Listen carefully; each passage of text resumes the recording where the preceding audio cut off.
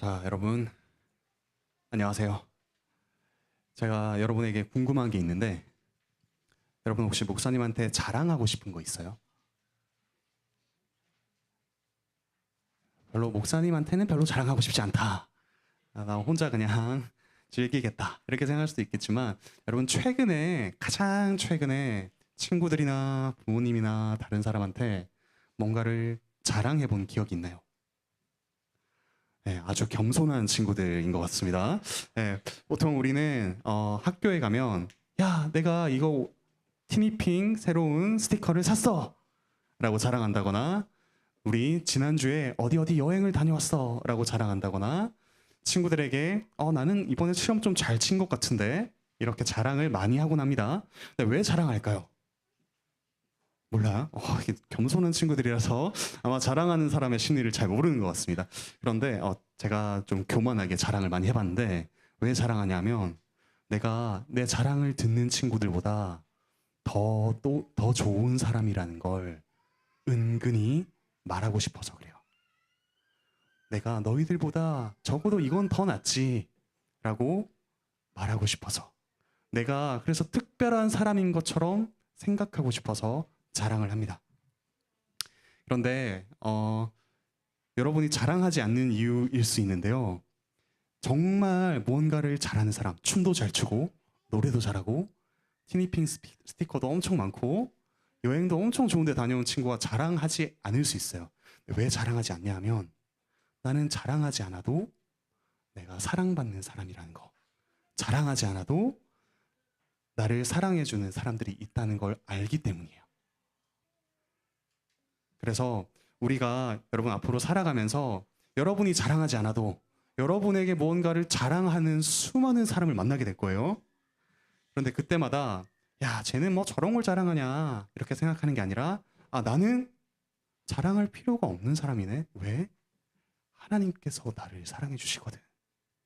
하나님께서 내가 저 친구가 가진 저거 가지지 못해도 내가 시험 저 친구보다 못 쳐도 거울을 보니까 내 외모가 좀 마음에 들지 않아도 하나님은 나를 너무나도 사랑하셔서 그 사랑하시는 아들 예수 그리스도를 우리를 대신해서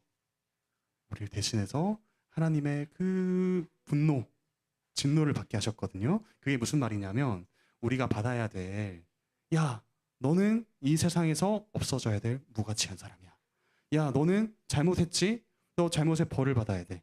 하나님 앞에 사랑받을 자격이 없는 사람이야. 특별하다고? 아니, 너는 특별한 죄인이야. 라는 취급을 하나님께서 그 아들 예수 그리스도가 대신 받게 하셨거든요. 그만큼 하나님이 우리를 특별한 사람으로 인정해 주신다는 말이에요. 그래서 여러분이 앞으로 무언가를 자랑할 만한 게 생겼을 때 혹은 다른 친구들이 여러분을 짜증나게 하면서 뭔가를 자랑할 때 그 자랑에 휘둘리지 마세요. 왜냐하면 여러분은 그런 자랑이 없어도 하나님께 사랑받는 특별한 사람들이거든요. 그러면 여러분이 특별한 사람들이라면 어떻게 살아야 될까? 다른 친구들도 특별하게 대해주는 거예요. 여러분이 자랑할 게 있다고 해서 쟤는 저거 못 가졌네. 에이, 나보다 좀 떨어지는 친구다 라고 생각하는 것이 아니라 그 친구를 특별하게 대해주면서 살아가는 거예요. 왜냐? 내가 하나님께 사랑받는 특별한 사람이기 때문에. 이 사실을 기억하면서 여러분이 여러분을 사랑하는 하나님을 자랑하면서 살길 바라요. 들어가서 계속 말씀을 듣겠습니다.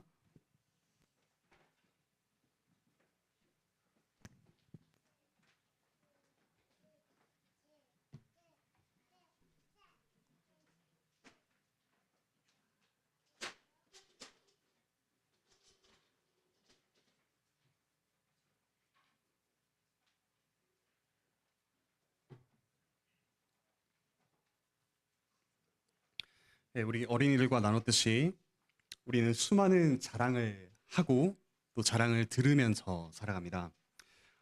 소위 엄친아라고 하죠. 엄마 친구 아들이 세상에 왜 그렇게 많은지 진정한 엄친아, 엄마의 친아들, 엄마의 친딸들이 많이 고통받으며 살아가고 있습니다.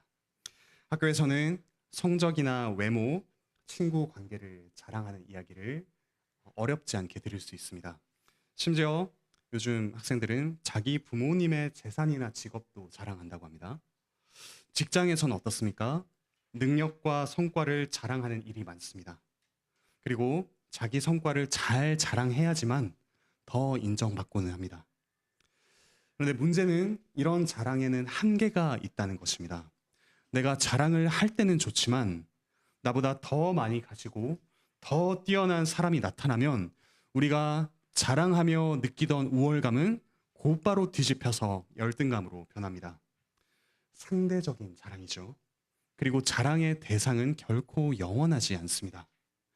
외모의 전성기는 반드시 지나갑니다. 건강도 차츰 쇠퇴하고 날카롭던 지성도 점차 흐릿해지는 것이 우리의 삶입니다. 돈은 있다가도 없어지고 자녀는 잘 지내다가도 갑자기 삐뚤어지고는 합니다. 그럼에도 우리는 끊임없이 자랑하고자 합니다. 왜냐하면 내가 자랑하는 그 대상이 내 삶을 의미 있게 만들어주고 내 삶의 목적과 이유를 준다고 생각하기 때문입니다. 학벌을 자랑하는 사람은 학벌, 자기 성취, 사람들의 인정이라는 것에 삶의 의미를 둡니다. 재산을 자랑하는 사람은 삶의 안정감, 그리고 사람들의 시선에 삶의 의미를 둡니다. 자랑은 우리가 진정 우리 삶의 의미를 어디에 두고 있는가, 즉 우리의 신이 누구인가를 보여줍니다. 오늘 읽은 말씀의 배경이 되는 고린도 교회, 이 고린도 교회에도 자랑이 문제가 되었습니다. 교회가 여러 파당으로 나뉘어서 서로 자기가 잘났다며 경쟁하고 자랑하고 있었습니다. 사도 바울은 오늘 말씀을 통해 이 자랑의 문제를 다룹니다. 말씀을 통해 우리가 지금 무엇을 자랑하고 있는지 정직하게 돌아봅시다. 그리고 우리의 참된 자랑의 대상에 합당한 그 대상이 누구인지 무엇인지 다시 확인합시다. 나아가 참된 대상을 자랑하는 삶은 어떠해야 하는지 마음에 새깁시다. 세 가지로 말씀을 듣겠습니다. 먼저 세상의 기준을 따르는 자랑이 사실은 얼마나 수치스러운지 듣겠습니다. 다음으로 하나님께서는 도리어 가장 수치스러운 십자가를 통해서 어떻게 자랑스러운 능력을 행하시는지 들읍시다. 셋째, 이런 참된 자랑을 회복한 우리의 삶이 어떠해야 하는지 들읍시다. 자랑의 수치, 수치의 능력, 그리고 자랑하는 삶에 대해 들으며 참되게 자랑하는 우리가 되기를 바랍니다. 첫째, 자랑의 수치입니다. 세상의 기준을 따르는 자랑은 수치, 즉 부끄러움으로 끝납니다. 세상에서 자랑거리가 되는 것들이 가장 중요한 문제에는 무능하기 때문입니다. 즉 세상에서 자랑하는 것들은 사실은 무능하기 때문에 수치스럽습니다. 고린도 교회의 교인들은 고린도 사회의 기준을 그대로 교회 안으로 가져옵니다. 그래서 서로 경쟁하고 자랑하며 분쟁했습니다. 그런데 그 자랑은 곧 수치로 끝날 자랑이었죠. 2000년 전 고린도가 어떤 곳이었을까요? 이 고린도는 교통의 요지였습니다. 바다와 바다가 만나는, 지금은 운하가 뚫려 있는 교통의 요지였습니다. 무역선을 타고 수많은 상인들이 드나드는 곳이었죠. 사람들은 이 운항길에서, 이 여행길에서 신들이 자기를 보호해 줄 것이다 라고 믿으며 무려 고린도에 12개의 신전을 세웠습니다. 고린도 사람들은 최신 유행에 아주 민감했고 대중의 이목을 확 잡아끄는 웅변술에 열광했습니다.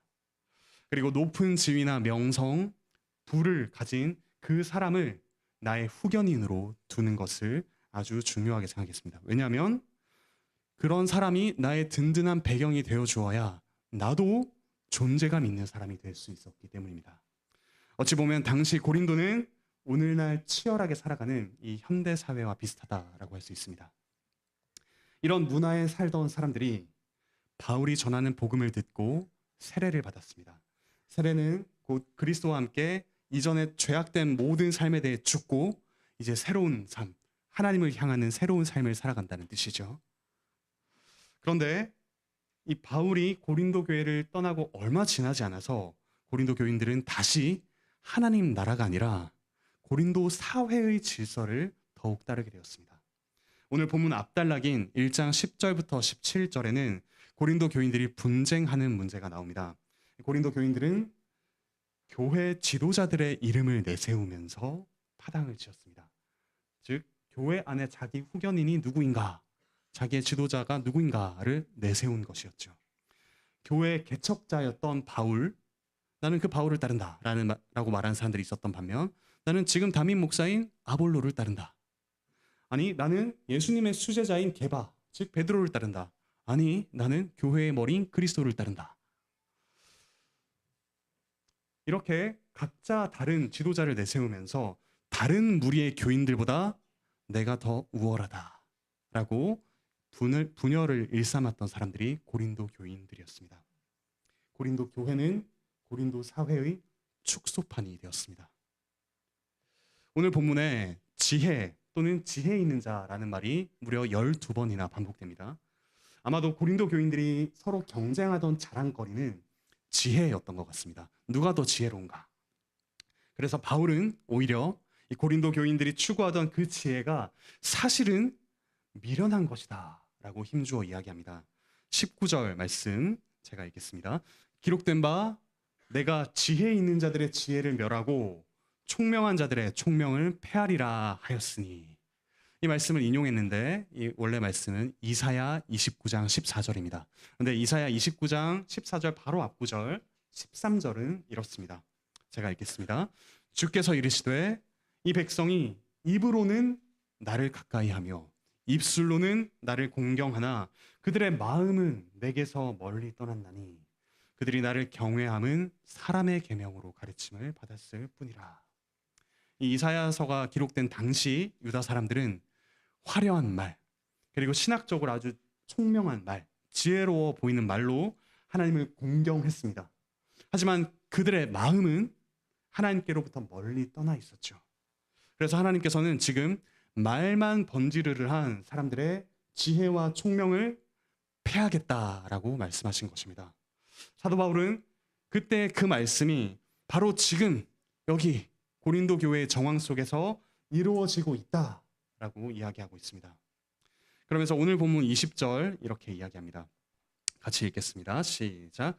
지혜 있는 자가 어디 있느냐? 선비가 어디 있느냐? 이 세대의 변론가가 어디 있느냐? 하나님께서 이 세상의 지혜를 미련하게 하신 것이 아니냐?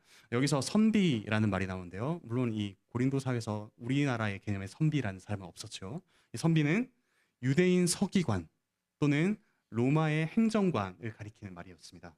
그러니까 지금 바울은 이 세상에서 지혜롭다고 소문이 난 모든 사람을 한번 불러와 보라 라고 이야기합니다. 그리고 하나님께서 바로 그런 사람들의 지혜를 미련하게 하셨다라고 이야기하고 있습니다. 왜 바울은 이 사회에서 지혜롭다고 인정받는 이 사람들의 지혜를 미련하다라고 이야기하고 있을까요? 그 말의 의미는 무엇일까요? 오늘 말씀 21절에 답이 있습니다. 함께 읽겠습니다. 시작. 하나님의 지혜에 있어서는 이 세상이 자기 지혜로 하나님을 알지 못함으로 하나님께서 전도에 미련한 것으로 믿는 자들을 구원하시기를 기뻐하셨도다. 다른 모든 것을 알아도 하나님을 알지 못하는 것, 또 스스로 구원할 능력이 없는 것, 이것이 바로 고린도 사회와 고린도 교인들이 자랑하던 지혜의 한계, 지혜의 무능이었습니다. 사실 이 고린도 사람들이 자랑하던 지혜는 일상적으로는 아주 유익했을 것입니다. 유행에 뒤떨어지지 않는 민첩한 사람이 있었겠죠. 그리고 치밀한 논리로 철학을 정립한 사람이 있었을 것입니다.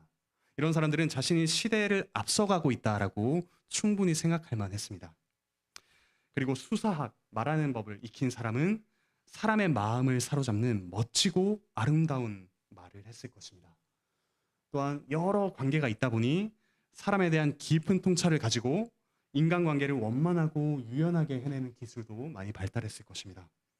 그리고 그런 지혜를 가지지 못한 이들은 존재감 없이 뒤처지며 살아야 했을 것입니다. 지혜는 로마인과 헬라인 그리고 이 고린도인들에게 참으로 유익한 것, 유용한 것이었습니다. 하지만 그 모든 지혜를 소위 영혼까지 모두 끌어모아도 하나님을 알 수는 없었습니다. 하나님께 구원을 받을 수도 없었죠. 고린도 교인들이 자랑하던 지혜는 그들의 일상의 문제에는 유익했을지 모르겠지만 그들에 있어서 가장 중요한 문제, 이 영혼의 문제에 있어서는 철저히 무능했습니다. 하나님을 알고 하나님의 구원을 받는데 아무런 쓸모가 없었습니다. 철저히 무능한 지혜, 부끄러운 지혜였습니다. 무언가 특별해 보이지만 영원한 것을 남기지 못하는 미련한 것일 뿐이었습니다. 그런데 이것이 고린도 교인들만의 문제일까요? 오늘 말씀 22절은 이렇게 이야기합니다. 유대인은 표적을 구하고 헬라인은 지혜를 찾으나. 유대인들도 다른 의미로 아주 특별해 보이지만 무능한 것들을 쫓았습니다. 그들은 표적을 구하며 그 표적의 혜택을 받는 것을 자랑스럽게 여겼습니다. 이스라엘 조상들이 출애굽하고 또 가나안 땅에 들어가는 과정에서 하나님께서 놀라운 기적을 많이 베푸셨습니다.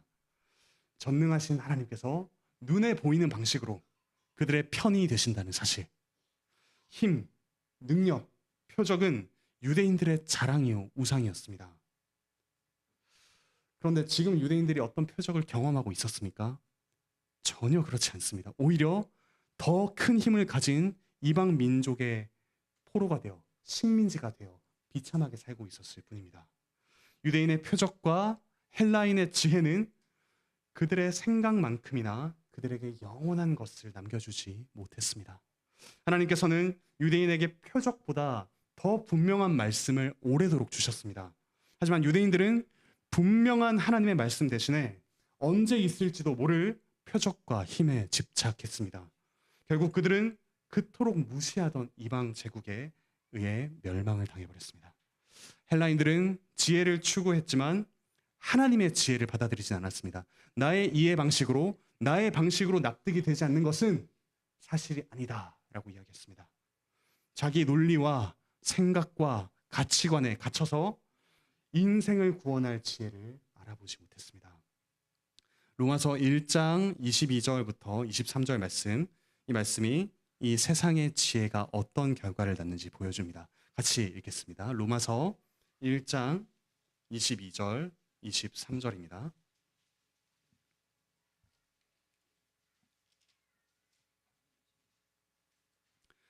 로마서 1장 22, 23절 함께 읽겠습니다. 시작. 스스로 지혜 있다 하나 어리석게 되어 썩어지지 아니하는 하나님의 영광을 썩어질 사람과 새와 짐승과 기어다니는 동물 모양의 우상으로 바꾸었느니라. 이 세상이 자랑하는 지혜의 결과는 영원하신 하나님 대신 썩어갈 것들을 신으로 섬기는 것, 완전히 위치를 잘못 파악하는 것, 우상 숭배였습니다. 미련함이었죠. 오늘날 우리는 어떻습니까? 여러분은 무엇을 자랑하고 계십니까? 혹은 무엇을 자랑하고 싶어 하십니까? 아마 대놓고 무언가를 자랑하는 분들은 많지는 않을 것입니다. 하지만 은근히 자랑하는 것이 있지 않습니까? 굳이 내가 티내지 않아도, 알리지 않아도 남들이 먼저 알아주었으면 하는 그 무언가가 있지 않습니까? 내가 자랑하고 있거나 자랑하고 싶은 것으로 사람들의 수준을 나누고 있지는 않습니까? 나보다 잘나고 많이 가진 사람과 그렇지 않은 사람으로 나누어서 우월감과 열등감, 그 파도 속에 휩싸이고 계시진 않습니까? 그렇다면 바로 그것이 우리 자신의 우상일 수 있습니다. 평소에 가장 많이 생각하고 시간을 쏟는 것들을 한번 떠올려 보십시오. 내게 삶의 의미를 주고 동기를 부여하는 것. 그것을 가지면 내 인생이 더 가치 있어 보이겠지만 가지지 못하면 내 인생이 불행해질 것만 같은 그 무언가, 나 자신이 특별하다고 느끼게 해줄 그 무언가, 학벌, 자녀, 재산, 명예, 사람들의 인정, 나의 성취, 좋은 배우자, 나의 능력, 지식, 매력, 정치, 그리고 우리 학생들에게는 틱톡과 인스타의 팔로워, 친구 등등. 이 모든 것들 사실 그 자체로는 결코 나쁜 것들이 아닙니다. 하나님께서 우리에게 주신 선물이기도 하고 우리를 기쁘게 해주는 좋은 것들입니다. 하지만 그것이 우상이 되었을 때 우리에게 해로운 것이 됩니다. 마치 우리에게 구원과 영원한 행복을 줄 것처럼 여긴다면 그 좋은 것들은 너무나도 독하고 악한 것으로 바뀝니다. 그들은 우리에게 구원이나 영원한 행복이나 영원한 의미를 주지 못합니다. 잠시 좋고 유용하겠지만 하나님을 아는 일을 막는다면 그것들은 영원히 해롭습니다. 영원히 무능합니다. 사랑하는 형제자매 여러분, 그것들을 자랑하지 마십시오. 자랑하려고 하지 마십시오. 그것들 때문에 우월감과 열등감에 빠지지 마십시오. 그것들에 여러분의 많은 시간과 생각과 힘을 쏟지 마십시오. 그것들이 가치 있고 좋아 보이는 그런 면뿐만 아니라 그것들의 무능함을 직면하셔야 합니다. 그렇지 않으면 여러분이 자랑하는 바로 그것들이 여러분과 저의 수치가 될 것입니다. 우리가 자랑하는 바로 그것에 배신을 당할 것입니다. 하나님께서 주신 선물들을 기뻐하고 감사하되 우리의 삶을 걸거나 자랑의 대상으로 삼지 마시길 바랍니다. 자랑의 수치에 대해 말씀을 들었습니다. 이제 두 번째로 수치의 능력입니다. 하나님께서는 세상의 수치거리가 되는 그것을 통해 도리어 자랑스러운 능력을 보이셨습니다. 바로 수치가 되는 십자가입니다. 수치스러운 십자가는 우리를 구원하기 때문에 능력이 있습니다. 오늘 말씀 23절 함께 읽겠습니다. 시작. 우리는 십자가에 못 박힌 그리스도를 전하니 유대인에게는 거리끼는 것이요 이방인에게는 미련한 것이로되. 무슨 뜻입니까? 십자가에 못 박힌 그리스도라는 말은 당시에 어느 누가 들어도 너무나 수치스러운 이야기라는 뜻입니다. 다시 들려드리겠습니다. 십자가에 못 박힌 그리스도. 여러분에게는 어떻게 들리십니까? 은혜롭게 들립니까? 너무 익숙해서 아무런 자극이 없을 수 있습니다. 그런데 바울 당시 유대인과 헬라인에게는 이 말이 너무나 불편하게 들렸습니다. 십자가와 그리스도라는 말은 어울릴 수 없는 말이기 때문입니다. 소위 형용모순이라고 하죠. 말도 안 되는 말로 꾸미는 그런 말입니다. 아이폰을 주로 사용하는 이재용 삼성 회장. 뭔가 이상하다는 생각이 들죠. 그런데 그보다는 이런 표현이 더 적절할 것 같습니다. 성범죄를 저지르고 전자발찌를 찬 여성가족부 장관. 관악교회 설교 시간에 신천지 이만희를 찬양한 안용준 목사. 어떻습니까? 이상한 것을 넘어서 혐오감과 말도 안 되는 소리다. 또는 저를 잘 모르시는 분은 분노를 하지 않으시겠습니까? 십자가에 달린 그리스도라는 말은 이보다 더 말도 안 되는 끔찍한 이야기였습니다. 신명기 21장 22절부터 23절에는 시체를 나무 위에 밤새도록 두지 말라라는 내용이 나옵니다. 그러면서 이런 말씀이 있습니다. 나무에 달린 자는 하나님께 저주를 받았습니다. 십자가는 죄인을 죽이는 나무로 된 사형 틀이었습니다. 즉 십자가에 죽은 사람은 하나님께 저주를 받은 사람이죠. 그 나무에 그리스도가 달렸습니다. 그리스도는 기름 부음 받은 자라는 뜻입니다. 즉 하나님께 복과 사명을 받은 하나님의 대리자, 왕, 선지자, 제사장입니다. 더구나 오늘 본문에 나오는 그리스도는 우리가 아는 바로 그 그리스도, 대문자로 시작하는 그리스도입니다. 하나님의 아들이요 세상의 구원자입니다. 그러니까 십자가에 못 박힌 그리스도라는 말은 하나님의 복과 사명을 받은 구원자가 하나님의 저주를 받아 죽었다라는 말입니다. 유대인들이라면 도저히 받아들일 수 없는 말이었습니다. 그리스도, 다른 말로 메시아라면 마땅히 저 애굽을 파괴했던 10가지 재앙이나 홍해를 갈랐던 기적, 하늘에서 불을 내리는 그런 놀라운 일 등의 표적과 능력을 행하는 것이 마땅했습니다. 그래서 저 이방 제국인 로마를 뒤엎고서 유대인의 나라, 참된 이스라엘을 세워야 했습니다. 이 일을 해야 할 그 그리스도가 하나님의 저주를 받아 무력하게 죽었다니, 하나님께 저주를 받아 죽은 그가 바로 그리스도라니, 유대인에게 십자가의 그리스도는 거리끼는 것, 걸림돌, 신성모독이었습니다. 헬라인에게도 마찬가지였습니다. 당시 십자가는 로마 제국과 또 주변 나라에서 가장 끔찍하고 잔인한 형벌이었습니다. 로마 시민권자라면 웬만하면 이 십자가형에 처할 일이 없었습니다. 가장 흉악한 죄를 저지른 사람, 그것도 가장 비천한 신분이면서 가장 흉악한 죄를 저지른 사람에게 적용되는 것이 이 십자가 형벌이었습니다. 당시 기준으로 보자면 자기 주제도 모르고 반란을 꾀하거나 사람들을 죽인 노예나 또는 비천한 사람만이 십자가를 쳤습니다. 십자가형에 대해서 아마 잘 알고 계시겠지만 왜 비천한 사람이 십자가를 졌는지 한번 말씀을 드리겠습니다. 십자가형을 당하는 사람은 온몸에 살이 뜯길 만큼 짐승의 이빨이나 뼈로 가득한 채찍질을 당했습니다. 그래서 채찍이 맞을 때마다 살점이 떨어져 나갔겠죠. 피와 땀범벅이 되었습니다. 십자가형을 당하기 전에. 그러면 온몸에 힘이 없어집니다. 그런 상태에서 자신이 매달릴 그 크고 무거운 나무를 지고 사형장까지 걸어가야 했습니다. 그때 가장 긴 경로로 걷게 해서 많은 사람들이 보며 조롱하고 고통을 당하게 하는 것이 십자가형이었습니다. 그리고 죄인이 사형장에 도착하면 온 몸에 입었던 모든 옷을 벌거벗겨 버립니다. 그리고 나체가 된 채로 손목과 발목에 못이 박힙니다. 그리고 그 못에만 자기 몸을 의지해서 나무에 달리죠. 많은 사람에게 공포감을 심어주기 위해 높은 곳에 달립니다.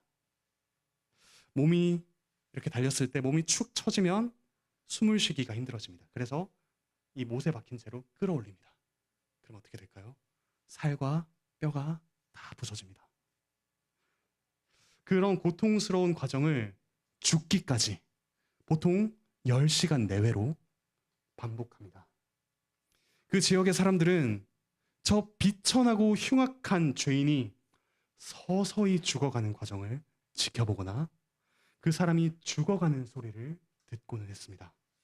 그리고 이런 십자가는 로마 곳곳에 세워져서 사람들에게 죄를 짓지 않도록, 특별히 비천한 노예가 감히 어떤 죄를 저지를 생각을 못하도록 경고의 의미로 세워졌습니다. 그런데 지금 사도 바울은 부유하고 잘 나가는 도시 고린도에 사는 이들에게 이 십자가를 이야기합니다. 그것도 십자가에 못 박힌 그분이 바로 그리스도다. 즉 로마 황제와는 비교할 수도 없는 세상의 왕이요 구원자다라고 이야기를 하고 있습니다. 설득력이 전혀 없는 이야기입니다. 그래서 이 이야기는 헬라인들에게 미련한 것이라고 합니다.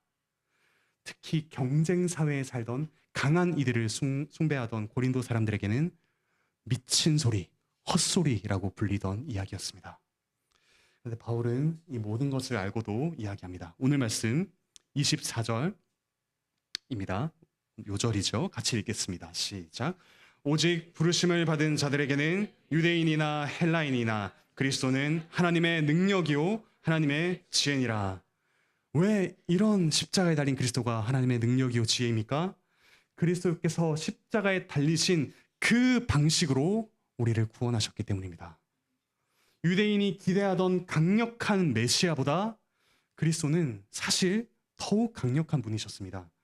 유대인은 그저 인간 중에서 큰 능력을 가진 구원자를 기대했지만 그리스도는 인간이 되신 하나님이십니다. 온 세상을 창조하신 분, 죽은 자도 살리시는 분, 이 세상을 없이 하실 수 있는 분이십니다.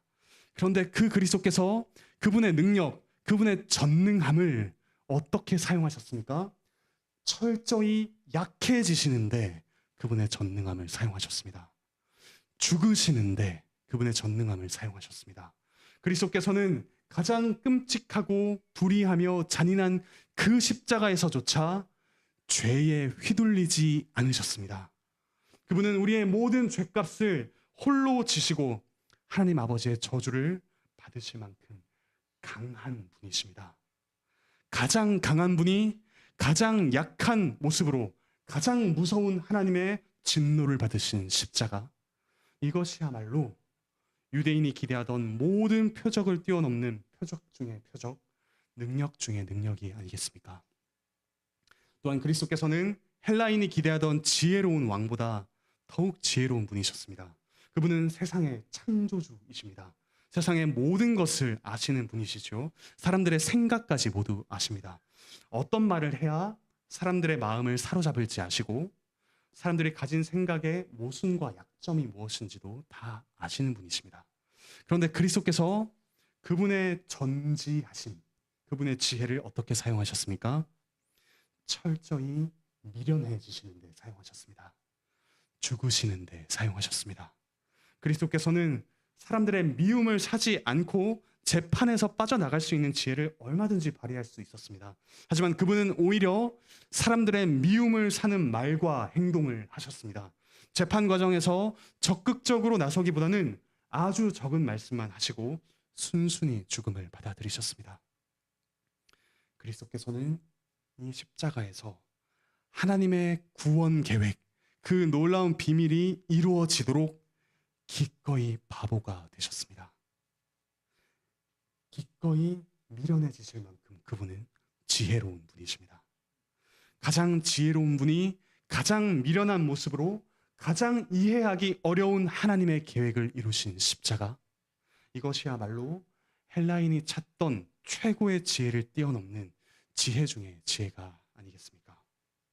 이것이 바로 우리를 구원하시는 하나님의 능력과 지혜, 십자가의 그리스도입니다. 그러므로 바울은 오늘 말씀 25절에서 이렇게 이야기합니다. 같이 읽겠습니다. 시작.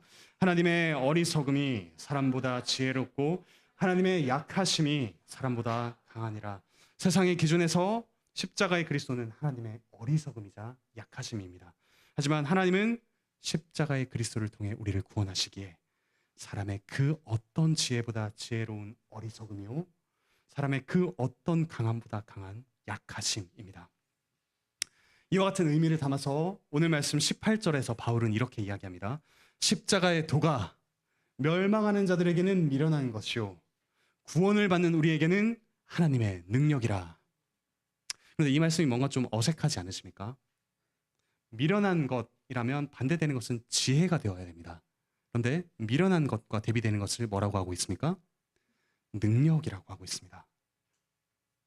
그러니까 십자가의 도를 보고 미련한 것이라 부르는 세상의 지혜는 사실 무능력하다라는 것을 이야기하고 있습니다.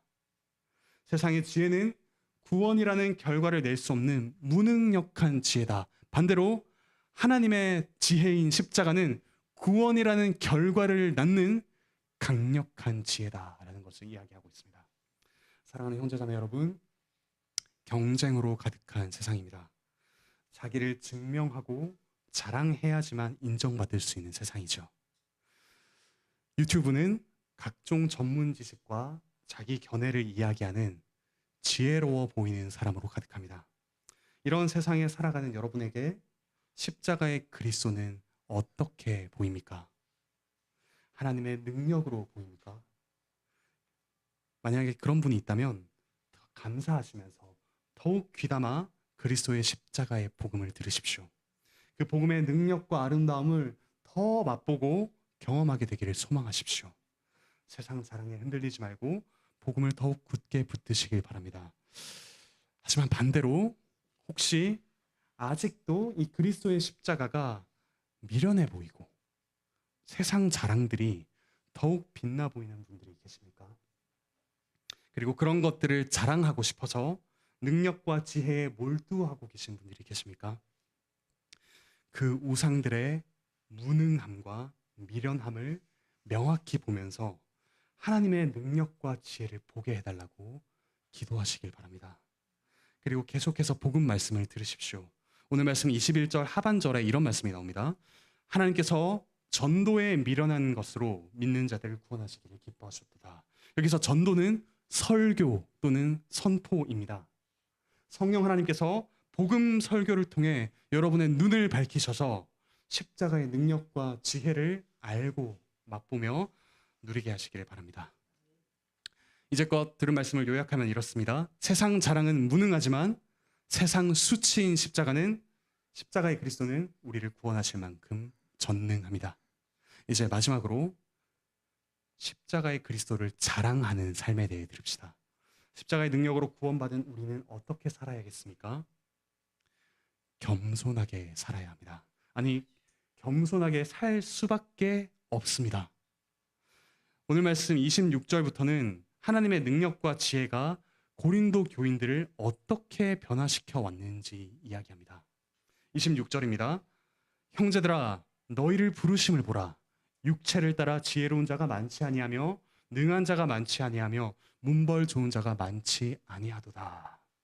여기서 육체를 따라라는 말은 세상의 기준으로 보면이라는 뜻입니다. 고린도 교인들 중 대다수의 출신은 아마 세상에서 자랑할 만하지 않았던 것 같습니다. 단지 자랑할 수 있는 사람이 되고 싶었을 뿐이죠. 지혜로운 자, 능한 자, 그리고 여기 문벌 좋은 자로 번역된 좋은 집안 출신, 고귀한 집안 출신 사람은 많지 않았습니다. 그런데 하나님께서 이 자랑할 것 없는 그들을 그분의 백성으로 삼으셨습니다. 26절, 27절, 28절에 이들을 택하신 목적이 나옵니다. 세상의 기준에서 자랑할 거리가 있는 그 사람들을 부끄럽게 하거나 폐기하시기 위해서라고 합니다. 미련한 것들을 택하셔서 지혜 있는 자들을 부끄럽게 하시고 약한 것들을 택하셔서 강한 것들을 부끄럽게 하십니다. 그리고 뒤에 표현이 이렇습니다. 세상의 천한 것들, 멸시받는 것들, 없는 것들, 즉 우주의 먼지 같은 존재, 있으나 마나 하는 이들을 택하셔서 소위 있다고 하는 이들을 패하십니다. 구약 성경을 보면 하나님께서 자주 이런 방식으로 역사하셨다는 사실을 알 수 있습니다. 특히 이 모세는 하나님께서 이스라엘을 택하신 이유를 이렇게 이야기합니다. 우리 같이 신명기 7장 7절 8절 함께 읽겠습니다. 신명기 7장 7절 8절입니다.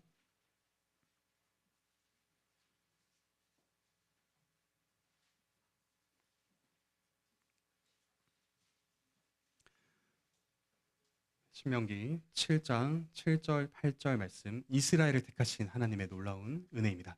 같이 읽겠습니다. 시작. 여호와께서 너희를 기뻐하시고 너희를 택하심은 너희가 다른 민족보다 수요가 많기 때문이 아니니라. 너희는 오히려 모든 민족 중에서 가장 작으니라. 여호와께서 다만 너희를 사랑하심으로 말미암아 또는 너희의 조상들에게 하신 맹세를 지키려 하심으로 말미암아 자기의 권능의 손으로 너희를 인도하여 내시되 너희를 그 종되었던 집에서 애굽 왕 바로의 손에서 속량하셨나니. 이것이 하나님께서 일하시는 방식입니다. 하나님은 사람의 조건에 따라 그를 선택하지 않으십니다. 오히려 의지할 아무런 조건이 없다고 여기는 이들, 그렇게 겸손해질 수밖에 없는 이들을 택하셔서 자기 조건을 의지하는 자들을 부끄럽게 하십니다. 그리고 심판하시죠.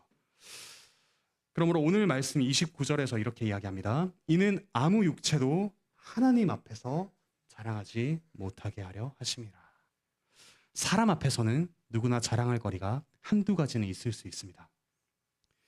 하지만 하나님 앞에서는 아무 육체도, 즉 유한한 어떤 사람도 자랑할 거리가 없습니다. 요즘 우리 관악교회 축구가 아주 열풍인데 이 축구팀에서 가장 잘하는 모 형제님도 메시 앞에 서면 공을 만져볼 수조차 없을 것입니다. 하물며 하나님 앞에 우리의 지혜, 우리의 능력, 재산, 권력, 인기, 매력, 선행은 모두 부끄러운 것이 되고 맙니다.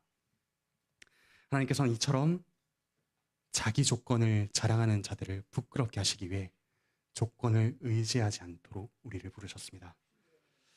그리고 이런 일을 위해 바로 저와 여러분을 택하셨습니다. 물론 우리 중에도 상대적으로 재능이나 물질이나 매력을 더 많이 가진 분이 있고 그렇지 않다고 생각하는 분이 있을 수 있습니다. 하지만 하나님 앞에서 그런 비교는 아무런 소용이 없습니다.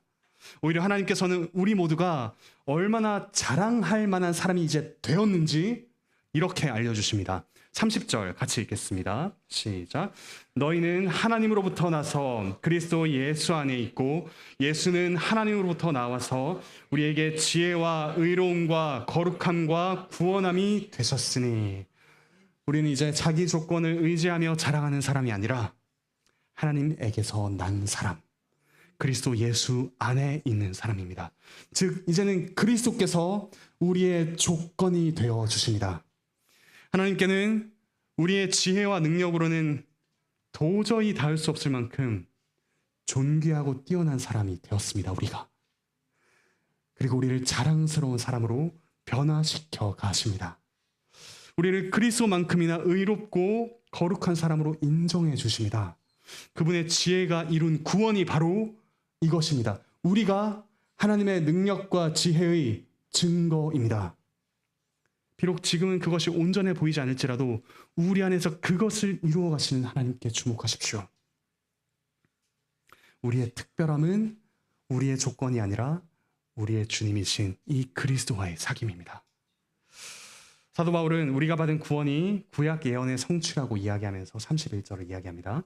기록된 바 자랑하는 자는 주 안에서 자랑하라 함과 같게 하려 함이라. 이 말씀은 예레미야 9장 23절, 24절을 바꾸어 인용한 말씀입니다. 이 말씀의 원래 내용은 뭐냐면 하나님을 아는 것을 자랑하라라고 합니다. 그리스도의 십자가는 하나님이 어떤 분이신지 드러낸 사건입니다. 자랑할 것 없는 우리를 사랑하시고 자기를 자랑하는 자를 의롭게 심판하시며 우리를 의로운 자로 변화시켜 가시는 그 하나님, 그 하나님을 자랑하는 것이 우리의 자랑입니다. 오늘 말씀에서 31절 주 안에서 자랑하라라고 합니다. 그런데 여기서 주 안에서 자랑하라라는 말은 주를 자랑하라라는 뜻입니다. 이런 주님, 우리를 위해 기꺼이 약해지시고 미련해지셔서 우리를 지혜롭고 의로우며 거룩하게 되도록 구원하신 이 주님을 찬양하지 않을 수 없는 우리, 자랑하지 않을 수 없는 우리에게 이 주님을 주목하며 자랑하라라고 합니다. 요한계시록 5장 12절은 우리가 영원히 부를 그 주님에 대한 자랑의 노래, 찬양을 이렇게 부릅니다. 제가 읽겠습니다. 죽임을 당하신 어린 양은 능력과 부와 지혜와 힘과 존귀와 영광과 찬송을 받으시기에 합당하도다. 그 주님 앞에 우리는 자랑할 것 하나 없이 그저 겸손해질 뿐입니다. 겸손이란 나를 더 깎아내리는 것이 아닙니다. 우리 유교식의 겸손이 아니죠. 나에 대해서 덜 생각하는 것, 아니 망각하다시피 하는 것이 겸손입니다. 내가 아니라 주님께 주목할 때, 주님을 높일 때 우리는 자신에 대해 망각하며 참으로 겸손해질 수 있습니다. 그리고 우리는 주님을 생각하기에 우리 형제 자매의 조건을 보고서 함부로 판단하지 않을 수 있습니다. 비교하거나 우월감이나 열등감을 느끼지 않아도 됩니다. 십자가에 못 박히신 그리스도께서 우리 모두의 공통된 자랑이시기 때문입니다. 우리 삶을 보는 절대적인 기준이 되시기 때문입니다. 나라가 많이 혼란스럽고 어려운 시기를 지나고 있습니다. 그런데 그보다 더 가슴 아픈 일은 교회가 이 일로 인해 복음보다 정치적인 입장을 더 위에 두는 것입니다. 교회는 세상의 축소판이 아니라 하나님 나라의 모델하우스입니다. 고린도 교회처럼 사회의 기준을 그대로 교회 안으로 가져오는 것이 아니라 하나님 나라의 기준인 십자가 복음을 듣고 나누며 전하는 것이 교회의 사명입니다. 물론 양심과 각자의 판단에 따라 정치적 입장을 가질 수 있습니다. 아니, 하나님의 자비와 의를 아는 우리 그리스도인들이 더욱 정치에 관심을 가져야 합니다. 또한 건전하게 경제 생활을 하는 것, 경제 활동을 하는 것 역시 하나님께서 주신 선물이고 기회입니다. 학업과 업무 능력의 탁월함을 추구하는 것 역시 세상에서 우리의 역할을 잘 감당하는 것이죠. 하지만 그것이 곧 자신과 다른 이들을 판단하는 기준과 자랑거리가 되어서는 안 됩니다. 하나님 나라를 보여주는 교회에서 오직 십자가에 달리신 그리스도만이 절대적인 기준이 되십니다. 그분이 절대적인 기준이 되실 때 우리는 정치적 입장의 차이, 경제력, 능력, 이와 같은 다른 조건과 자랑에 휘둘리지 않을 수 있습니다. 겸손히 주님을 모시며 다른 모든 것들을 있어야 할 제자리에 돌려놓읍시다. 비천한 우리보다 더 겸손하신 그리스도, 그 그리스도를 예배합시다. 말씀을 뵙겠습니다. 그리스도인은 그리스도를 구주요 주님으로 믿고 고백하며 따르는 이들입니다. 그리스도인의 자랑은 십자가에 못 박힌 그리스도입니다.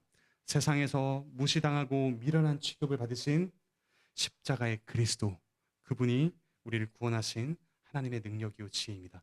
마지막으로 권합니다. 아직 그리스도를 주님으로 고백하지 않으시는 분이 계십니까? 그분이 다른 조건들보다 자랑스러워 보이지 않는 분이 계십니까?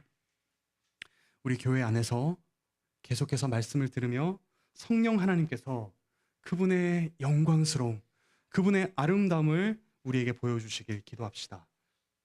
그리스도만을 자랑하는 이들과 계속해서 사귐을 이어가시길 바랍니다. 사랑하는 형제 자매 여러분, 놀라운 사실이 있습니다. 우리가 그분을 자랑하기 전에 하나님께서 먼저 우리를 택하셨다는 사실, 그것이 너무나도 놀라운 사실입니다. 전혀 사랑스럽지 않은 우리를 통해 하나님께서 자랑하십니다. 하나님께서 그분의 영광, 그분의 아름다움을 자랑하시길 기뻐하십니다. 저와 여러분을 통해서. 지금 우리의 비참한 모습에도 불구하고 그분은 우리를 자랑스러운 하나님의 아들과 딸로 반드시 빚어 가실 것입니다.